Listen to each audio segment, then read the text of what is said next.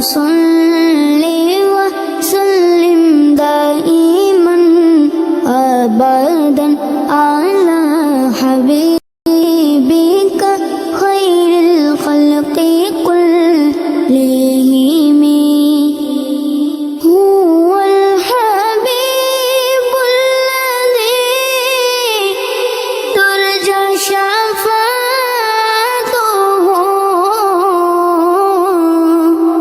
هو الحبيب الذي ترجى شفاعته لكل هول من الأهوال مقتحم.